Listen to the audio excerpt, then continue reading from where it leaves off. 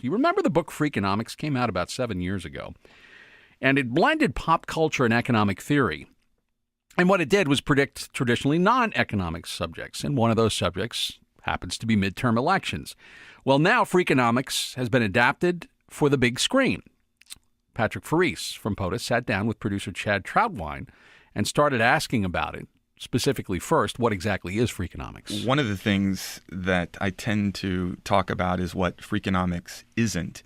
It's not just about the economy. It really, in fact, it has very little to do with what people traditionally think about when they hear the term economics. What it is an insight into human behavior through the particular lens of a brilliant economist named Steve Levitt. Levitt is a faculty member at the University of Chicago and has won virtually every award an economist can win. And he's done that by examining things other than the stock market or currency fluctuation, and instead looking at everyday human behavior. It occurred to him that it was unusual that some of the homeless people he saw in Chicago had extraordinarily expensive headphones and equipment. And he thought, well, that's unusual. I wonder why that would be the case. And so he studied it.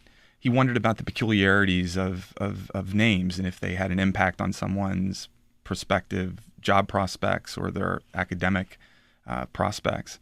And so he studied it.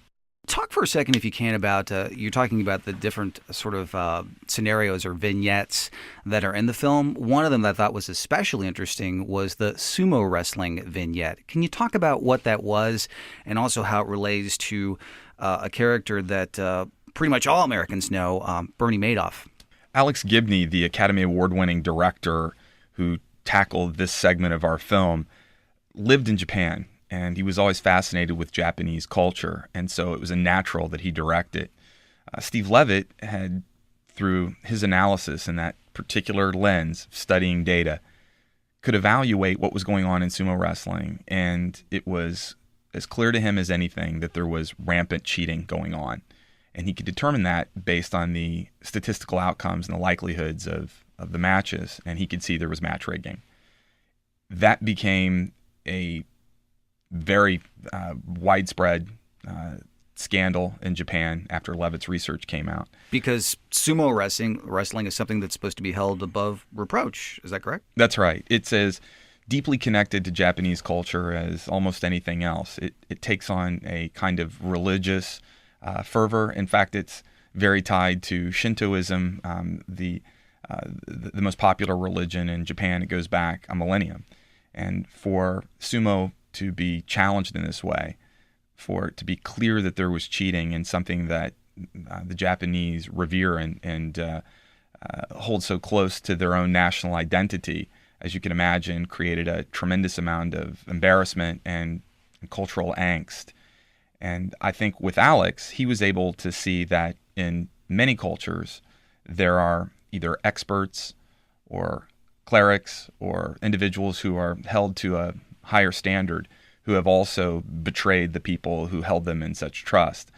So for him, the parallels to the financial services and investment banking community, to the investors and the citizens of the United States, was a very clear parallel to the way sumo culture had betrayed the Japanese. We're talking with Chad Troutwine, producer of the film Freakonomics. Talk for a second, if you can, Chad, about how this film could relate to even something like the midterm elections that are coming up. One of the great things about what Levitt does is he looks at big pools of data, and what better opportunity to look at a large data set and come up with conclusions or answers, or maybe even make predictions in advance of outcomes than in an election. You have huge pools of people who vote or potential voters.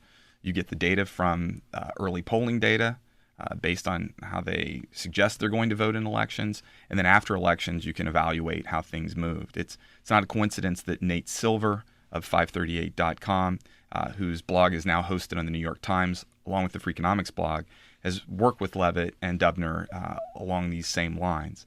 Some of the things that I think we can evaluate are, will people vote in the way they say they will vote? Some people say they're going to vote one direction, but then when they actually step in the ballot box, they go a different way. it's one of the things that Levitt has determined is what people say versus what they do can also sometimes deviate. Some of the other things are really not that different than what you would, what I think what everyone knows. You get a change in regime. The midterm elections tend to be pretty punishing.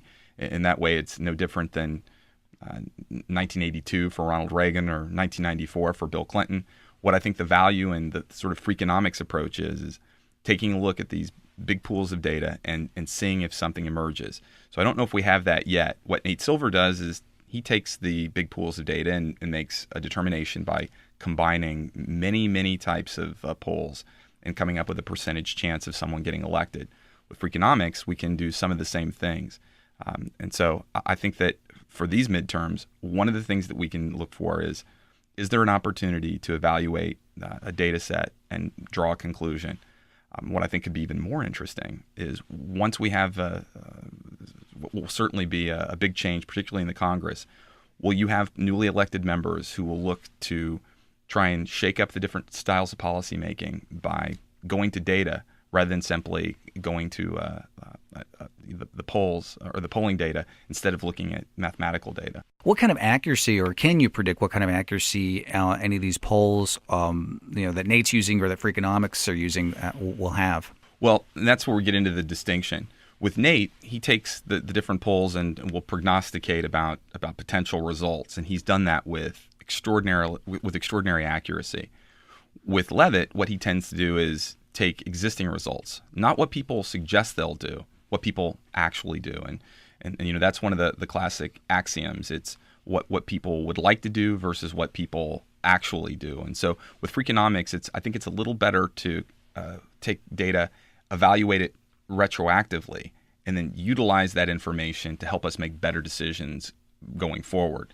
Whereas Nate has a very good sense of collecting all the data, noisy though it may be, and still using it to make very accurate predictive choices. Well, I want to thank you for taking time to chat with us here today on POTUS. It's been a pleasure to have you in studio. Chad Troutwine, he's the producer of the film Freakonomics, which is in theaters on October 1st. I urge everyone to go out and see it. Thanks, Patrick. Patrick Freese, thank you. This is The Morning Briefing.